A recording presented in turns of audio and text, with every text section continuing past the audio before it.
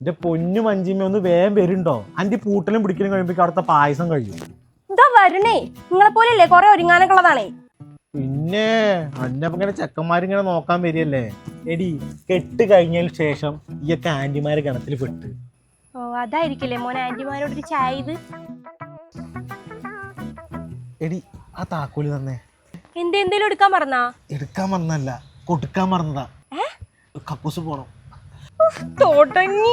എങ്ങോട്ടേലും പോകുമ്പോ ഒരു 10,000 തവണ കക്കൂസ് പോണെന്തിനാ? ഇതിന് മാത്രം അങ്ങോട്ടൊന്നും കേറ്റുന്നില്ലല്ലോ. എടി നിന്റെ ഓരോ ഉയർച്ചയിലും എന്റെ കക്കൂസ് പോക്ക് വലിയ പങ്ക് വഹിക്കുന്നുണ്ട്.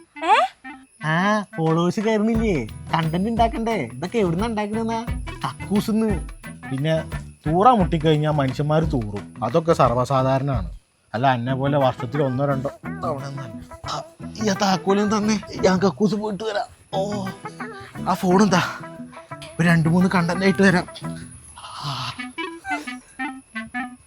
നല്ല കണ്ടന്റ് ആയാൽ മതിയായിരുന്നു.